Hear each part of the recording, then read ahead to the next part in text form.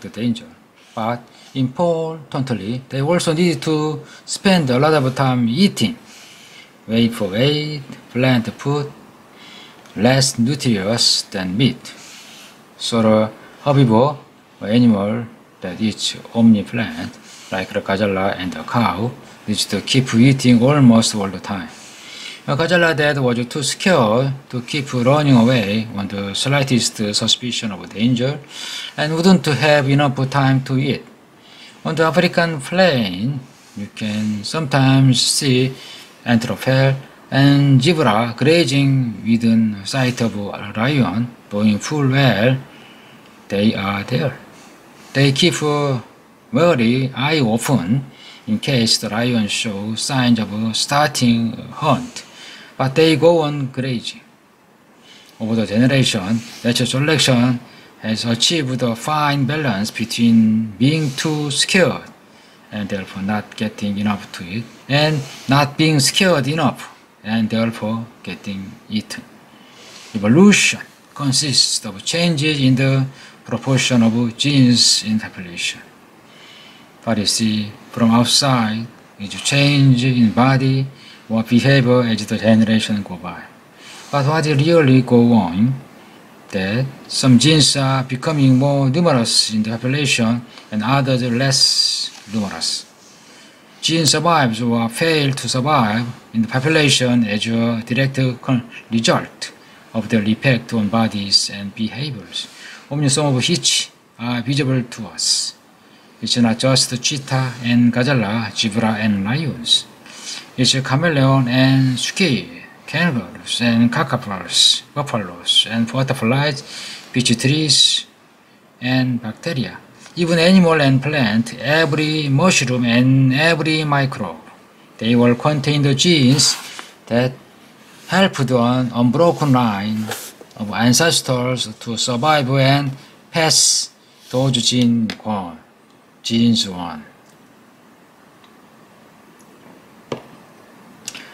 You and I and Prime Minister, your cat and the birds singing outside your window, every single one of us can look back at our ancestors and make the following proud claim. Not a single one of my ancestors died young. Plenty of individuals died young, but there are not the ones that became ancestors. Not a single one of your ancestors fell over a cliff or was eaten by a lion or died of cancer before living long enough to have at least one child.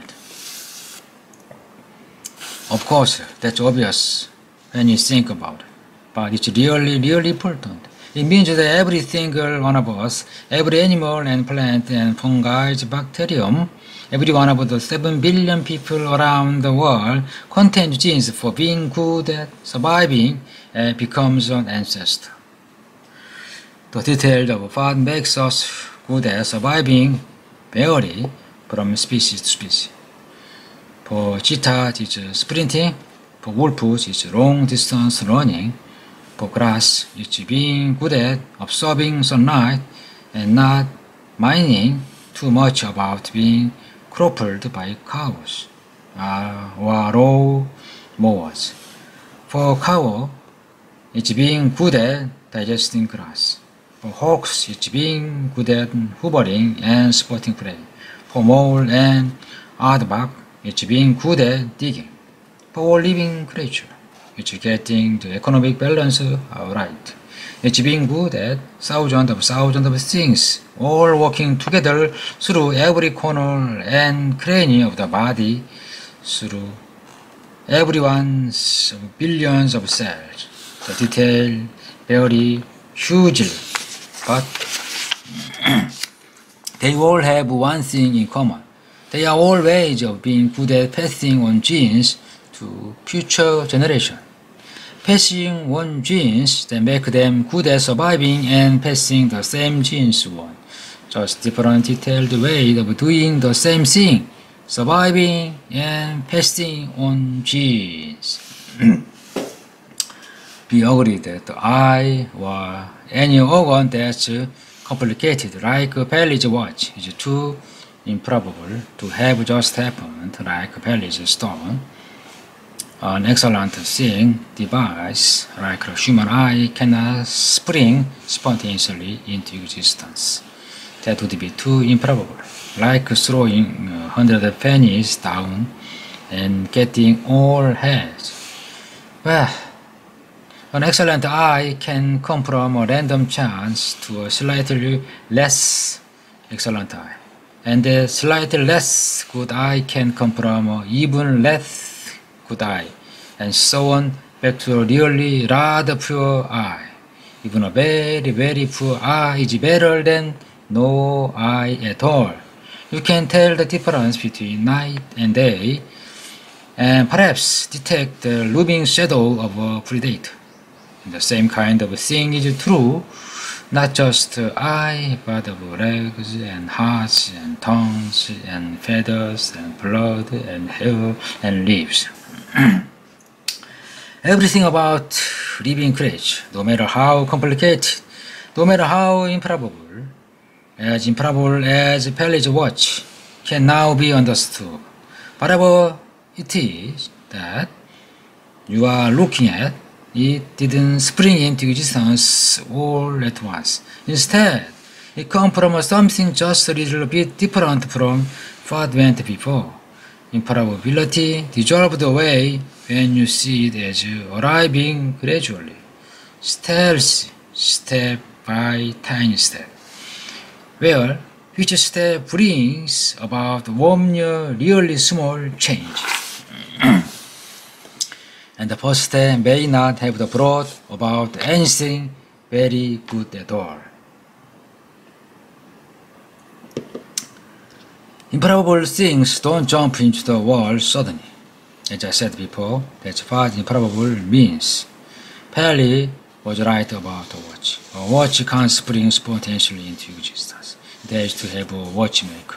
Watchmakers too don't spring spontaneously into existence. They are born as complicated babies. Human babies that grow into human adults with human hands and brains and ability to learn skill like watchmaking. Those human hands and brains evolved gradually from ape hands and brains. Those ape evolved gradually from monkey-like ancestors. They in turn evolved by gradual, slow, painfully slow degree from shrew-like ancestors and fish-like ancestors before that, and so on. It was all gradual, slow, never sudden, never improbable, like a watch spontaneously spring into existence at one go. Designers need an explanation, just as watches do. Watchmakers have their explanation, being born from a woman and people that by slow, gradual evolution through a very long chain of ancestors, the same explanation as for all living things. So where does the live God, the alleged designer of everything? If you don't think about very hard, God seems to be a good explanation for the existence of improbable things like chameleons and cheetahs and watchmakers. But if we think about it more carefully, we can see that God himself is even more improbable than William Paley's watch. Anything clever enough, complicated enough, the design things has to arrive late in the universe. Anything as complicated as a watchmaker must be the end product of a long, slow climb from earlier simplicity. Paley saw his watchmaker argument establish the existence of God. But when Paley understood, the very same argument goes in exactly the opposite direction, in the direction of disproving God's existence.